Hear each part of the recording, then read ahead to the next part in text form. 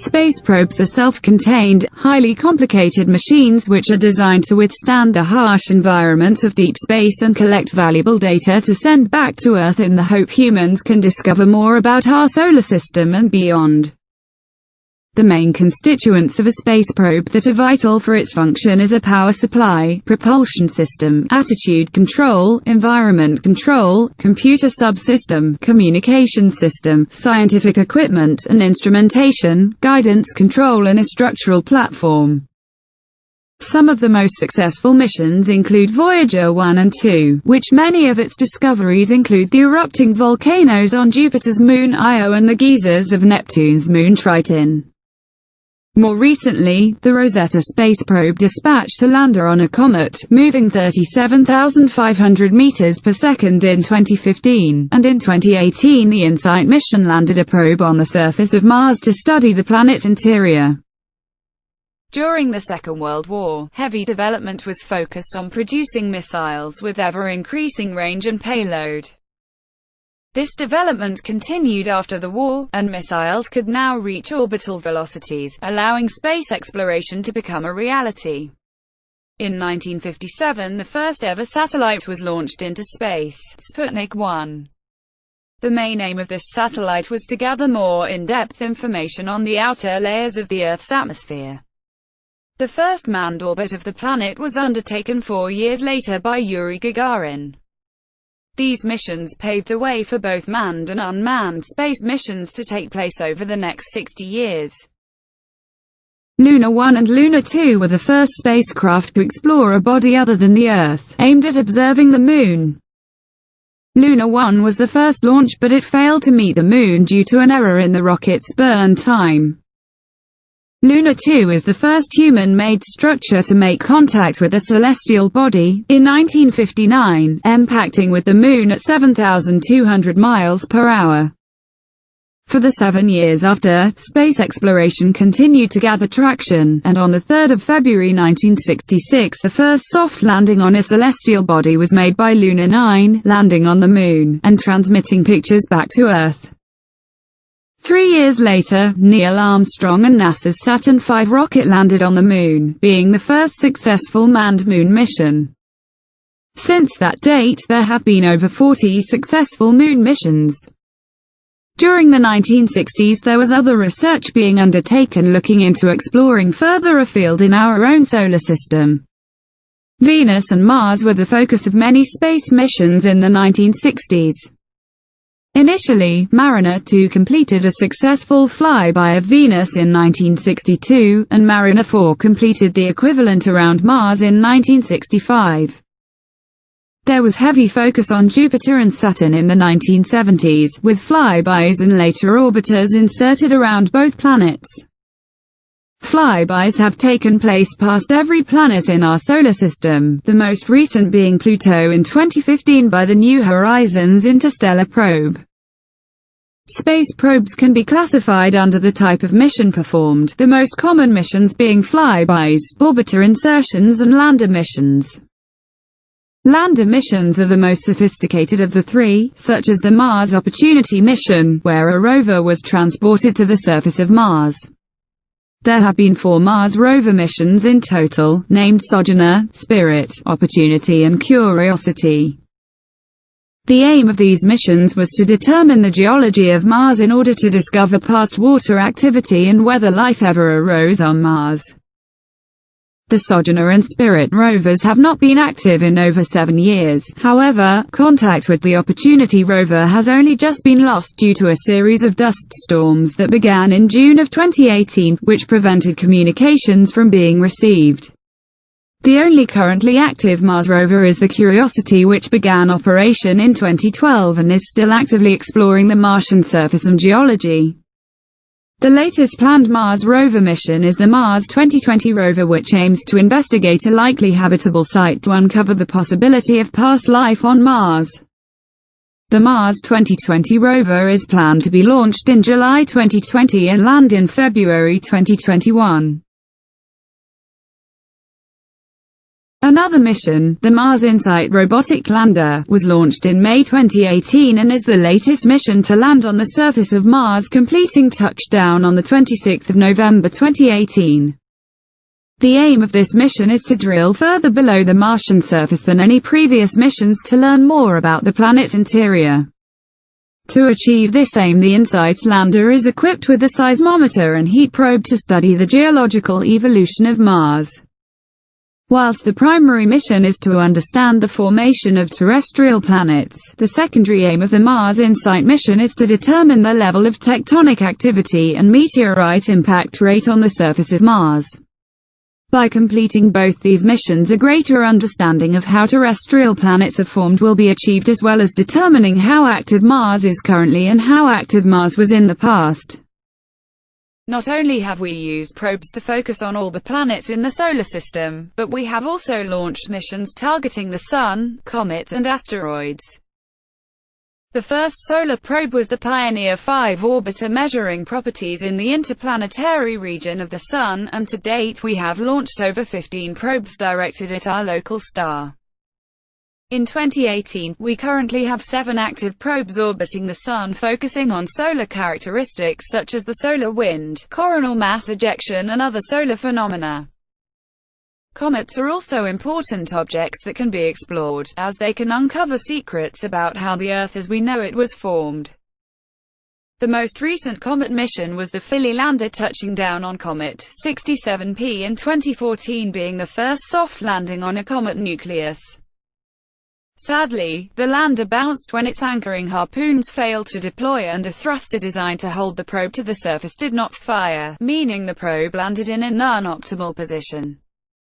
Despite the landing problems, the probe's instruments obtained the first images from a comet's surface. Contact was lost soon after due to the lack of sunlight incident on the probe's photovoltaic panels. Designed to look even further afield, an interstellar probe is a space probe that has left or is expected to leave the solar system and enter interstellar space. There are currently 5 in operation, but Voyager 1 is the only probe to have actually reached interstellar space. The other 4, Voyager 2, Pioneer 10, Pioneer 11 and New Horizons, are on interstellar trajectories. Both Voyager probes continue in interstellar space with no real target destination with their missions complete, and contact was lost with both Pioneer probes by the end of 2003. After undertaking its Pluto flyby, New Horizons continues on a trajectory towards multiple Kuiper belt objects. Due to the harsh environment of our solar system, probes need to be designed to withstand the cold of deep space to the heat of the Sun or the entry into a planet's atmosphere. To survive these conditions, space probes must be constructed of robust yet lightweight materials. Launched on the 12th of August 2018, the Parker Solar Probe is tasked to collect data on the physics of our Sun. With the use of solar panels to power the probe, this will allow data to be collected and sent back to Earth for the next 7 years. As the probe will be extremely close to the Sun, a robust cooling system is needed to keep the panels from shattering from the heat. Water is used as a coolant due to its great heat capacity and its non-toxicity, that circulates through very thin tubes built into the titanium structure and dumps the heat into deep space via an onboard pump. As the Parker Space Probe will be 7 times closer to the Sun than any other probe has ever reached, a heat shield, known as a thermal protection system, is needed to protect the vital instruments on board. The heat shield consists of a composite light enough and strong enough to withstand the launch, and one that is also extremely heat resistant. When out in deep space, space probes need a way to communicate with Earth and relay vital mission information back to the ground station. Electromagnetic waves are used in probes such as Voyager 1 and 2 to send detailed images, converted to binary, using an onboard transceiver that emits powerful radio signals. An array of powerful radio antennae on Earth called the Deep Space Network detect these signals, and gather their information on the probe's location, health, and any scientific data collected. Limitations in using radio waves include noise, unwanted interference from natural and man-made sources, such as the sun, pulsars, quasars, radio galaxies and nebulas. The strength of the signal sent by the probe weakens by the square of the distance from the starting point. From 1990, development of a laser communications system started to enable space probes to keep up with the ever-increasing demand for higher data rates driven by more complex science payloads on board the spacecraft. Over the past 20 years, many tests using laser communication systems have been successful, producing faster data rates and increasing signal stability. Due to dramatic improvements to the technology in recent years, radio wave communications are challenged by modern mission needs, therefore the LCDR is currently in development. The LCDR changes the way space probes send and receive data, images and video, using lasers to encode and transmit data.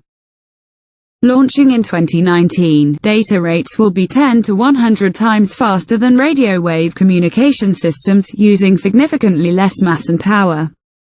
This advancement in technology can lead to high-resolution measurements, video and images taken from spacecrafts traveling across the solar system and beyond. As we explore further out into space, it can be difficult to control probes from Earth due to restrictions caused by long-distance communications with human controllers. Therefore, autonomy of probes with the use of AI is key to the future exploration of our solar system and beyond. Benefits of using AI include missions having a lower cost, less human oversight and the ability to explore into deep space, taking measurements and gathering information with increased efficiency. AI allows space probes to learn from data, identify patterns, make intelligent decisions and adapt to the environment's unpredictability.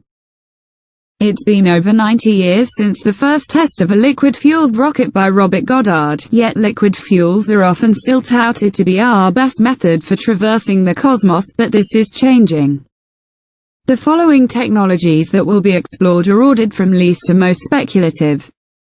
Chemical rocketry thrust improvements appear to have stagnated due to the limiting factor of bond enthalpy. Ronald Litchfield, a NASA engineer, argues that research into chemical rockets should still be prioritized, especially the production of fuel at the destination planet. For example, ice from the poles of Mars could be split into hydrogen and oxygen. Electrothermal engines are efficient and have been used for attitude control in satellites such as the Lockheed Martin A2100. They generate low thrust via hydrazine fuel in a superheated plasma fired through a supersonic nozzle. The ion drive engine charges molecules of an unreactive fuel, such as xenon, so that they can be accelerated by an electric field and ejected. The thrust is in the order of newtons, but over a long-range mission, it can supply 10 times more thrust per kilogram of fuel than a chemical rocket. Solar sails are bombarded by photons to provide thrust.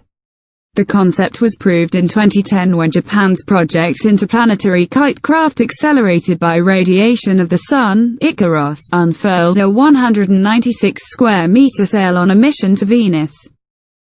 In 2015, the LightSail project demonstrated that CubeSat solar sails can work for just $1.5 million. The issue is that as a solar sail moves away from the Sun, the reduced light intensity leads to the available thrust decreasing, although this could be overcome by firing a massive laser at the sail. Plasma propulsion engines are essentially a powerful version of the ion drive, but the non-reactive fuel is replaced by ions in plasma. The idea is half a century old, but has not yet made it to space. The most powerful plasma rocket is currently the Variable Specific Impulse Magnetic Plasma Rocket, VASIMR, being advanced by the Ad Astra Rocket Company in Texas. It should enable a 39-day journey to Mars. A typical fission reactor could provide thrust by heating a propellant to extremely high temperatures. No nuclear thermal rocket has yet flown, although numerous constructions were ground-tested in the U.S., such as the Nuclear Engine for Rocket Vehicle Application, NERVA. Fusion-powered rockets superheat fuel to hundreds of millions of degrees until the atomic nuclei fuse, and make even more energy. Their efficiency would be hundreds of times greater than the best chemical rocket. The University of Washington possesses a design that drops a pellet of 2 hydrogen isotopes, surrounded by lithium rings, into a combustion chamber. With precise timing, a strong magnetic field causes the metal rings to close around the pellet, compressing the fuel at immense pressure and initiating fusion. A grain of sand of this fusion material would yield the same energy content as 4 liters of rocket fuel. Rather than building more powerful engines, the spacecraft can be shrunk instead. In 2009, the University of Michigan established a nanoscale engine that could be patterned in the millions onto a silicon chip. It essentially operates as a minuscule particle accelerator, reaching very high velocities via electric fields between charged plates. Antimatter possesses the highest energy density of any known substance. In 2006, positronics research calculated that just 10 milligrams of antimatter could send a ship to Mars in 45 days. The issue is generating enough fuel. Antimatter is formed in particle accelerators, but the energy released from annihilating all of the antimatter ever created at once would not even boil a cup of tea.